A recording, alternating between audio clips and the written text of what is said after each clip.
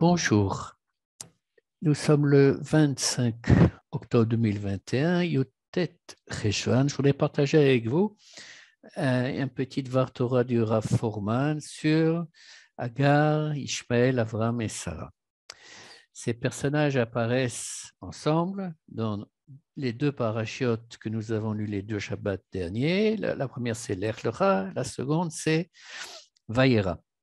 Dans la parachate Lech Lecha, au bout de tant d'années d'infertilité, Sarai dit à Avram, écoute, visiblement avec moi ça ne marche pas, prends donc Agar, ma servante, et peut-être que grâce à elle, tu auras une descendante et moi je serai maman, en quelque sorte. Qu'est-ce que nous dit le verset? Vesarai eshet Avram lo yalda lo. Donc, Sarai, la femme d'Abraham, ne lui avait pas enfanté d'enfant. Vela, Shifra, Mitzrit, Ushma, Hagar. Et elle avait une servante égyptienne du nom de Hagar. Foreman demande pourquoi est-ce que la Torah prend le besoin de nous donner la nationalité de Hagar. Si on avait lu le Passouk, Sarai épouse Abraham, ne lui avait pas donné d'enfant, elle avait une esclave nommée Hagar, ça n'aurait pas changé grand-chose a priori dans la compréhension de la situation. Donc, si la Torah a décidé de rajouter la nationalité de Hagar, c'est que ça a une certaine importance. Et donc, le Rabbi Foreman va faire à son habitude une analyse précise du texte et dans la paracha Lech Lecha et dans la paracha de Vayera, et je pense qu'on y découvrira des choses intéressantes. Donc, Sarai donne à Hagar, à Avram, Hagar tombe enceinte. Du fait qu'elle tombe enceinte, la relation maîtresse-servante change totalement. Elle devient, d'après le texte, fière. Hagar, elle a du dédain pour Sarah, et là, c'est trop pour Sarah, c'est impossible à supporter. En conséquence de quoi, elle la traite très mal, elle l'humilie, et le mauvais traitement que subit Hagar fait qu'elle s'enfuit dans le désert. C'est en fait la première expulsion de Hagar. La deuxième, c'est après la naissance, un peu après la naissance de Ishmaël, il y aura une deuxième expulsion. Pour revenir maintenant au type d'humiliation que Sarai fait subir à Hagar, que nous dit exactement le verset, quel est le mot qui est utilisé en hébreu, Vate'anea Sarai, du mot inouï. Inouï en hébreu moderne, c'est torture. Là, c'est clair que ce n'est pas de la torture, mais c'est un mauvais traitement.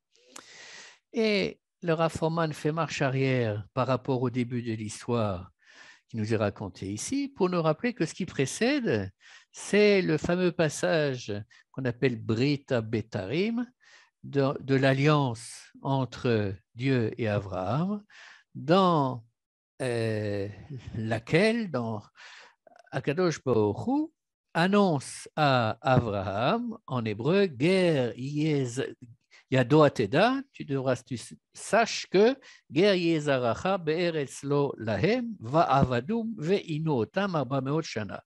Sache que tes enfants seront des étrangers dans une terre qui ne leur appartient pas et qu'ils seront opprimés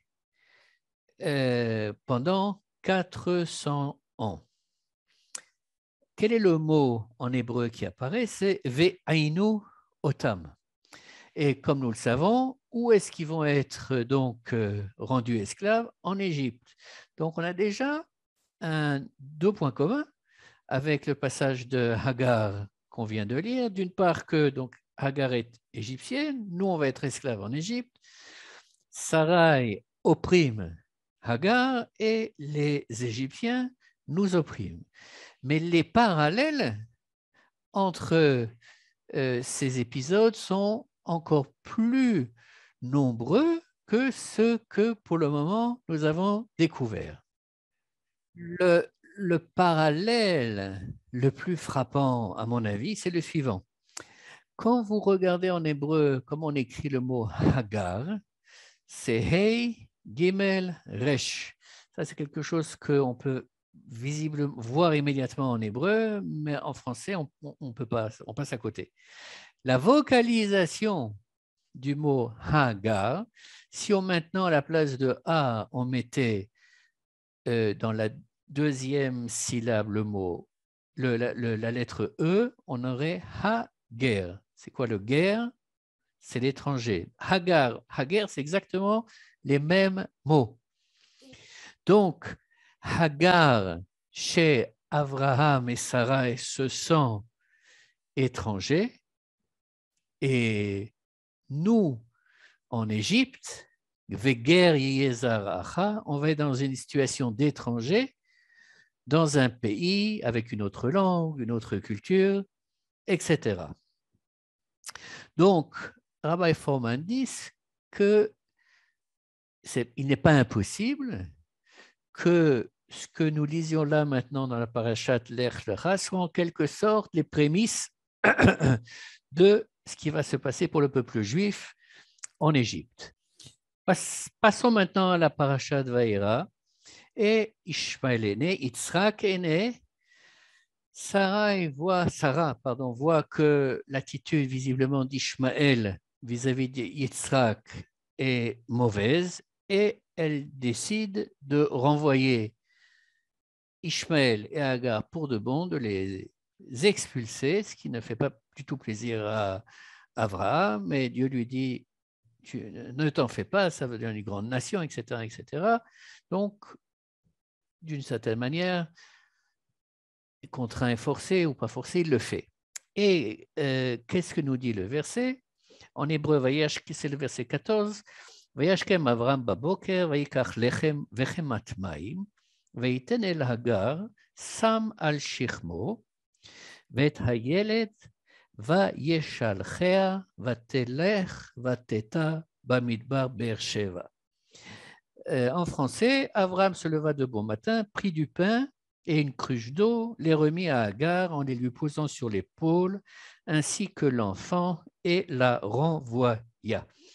Là, le Rav Fohrman nous attire notre attention sur le fait que Abraham donne à Agar du pain et de l'eau et qu'il les place sur son épaule, shirma, et qu'ensuite ils vont dans le désert, en fait ils s'égarent dans le désert, et dans le désert, quand on continue de lire ce passage dramatique, l'eau, il n'y en a plus, Hagar désespère, elle met son fils dans un endroit, elle va dans un autre, le Ishmaël pleure, et un ange apparaît et lui montre une source d'eau qu'elle peut utiliser. Le Rav Fohrman maintenant établit un parallèle entre l'histoire de Hagar et Yetziat Mitzrayim, qui est assez simple, en ce sens que Hagar quitte une situation de servitude, elle se retrouve dans les déserts, il y a une crise d'eau, il y a un ange qui la sauve, qui lui n'est pas peur, etc. Donc, on va voir comment les mêmes éléments se retrouvent dans la sortie d'Égypte. On quitte la servitude, l'Égypte, et en quittant, on se retrouve face à la mer Rouge, bloqué. C'est une première crise. Pharaon pense qu'on est paumé, et les Bnei Israël sont absolument effarés. Et à ce moment-là, Moshe leur dit, Al tir'u, n'ayez pas peur. Passage de la mer Rouge, on traverse, on rentre dans le désert, et au bout de 3 jours de marche, les réserve d'eau que les Béné Israël avaient se termine.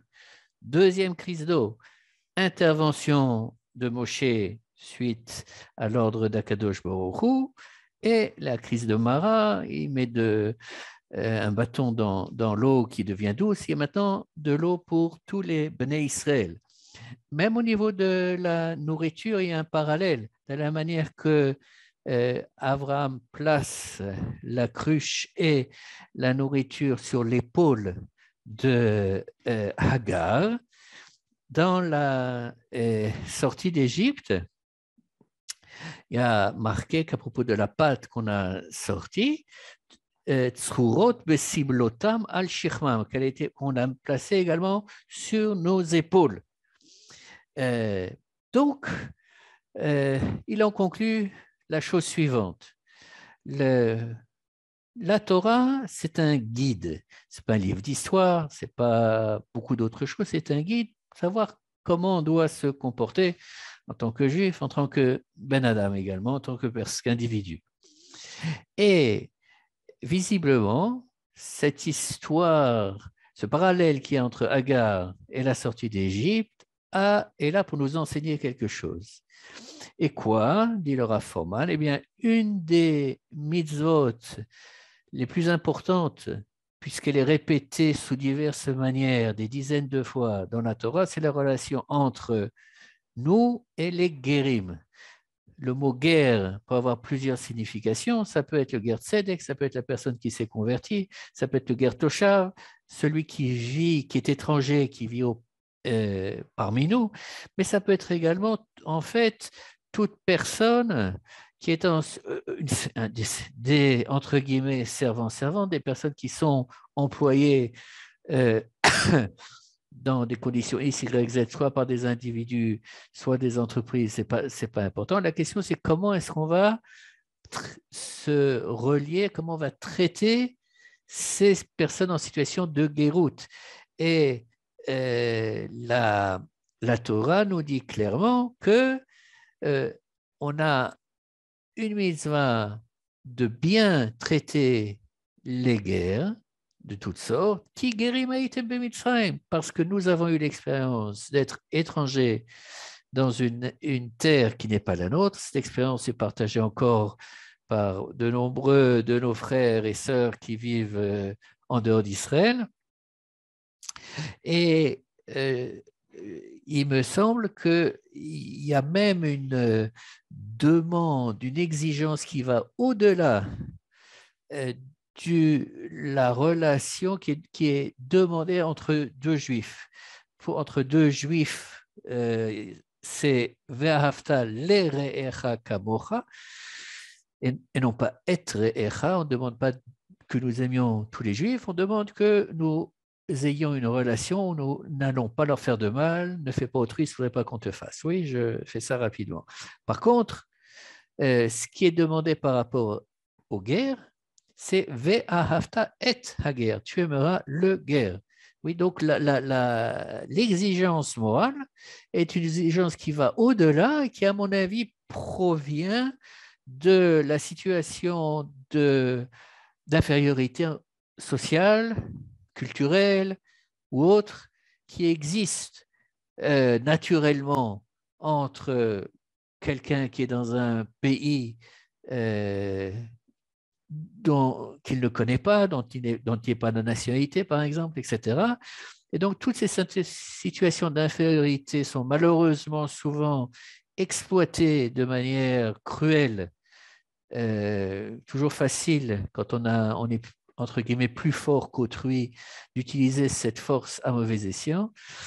Et la Torah nous demande non seulement de ne pas utiliser cette, entre guillemets, supériorité, qui n'est pas une véritable supériorité, mais qui est dans les faits où on peut vraiment faire du mal, et nous demande de nous dépasser et de traiter le guerre avec au plus haut niveau possible qui soit, quel que soit le type de guerre dont il s'agit. Et voilà.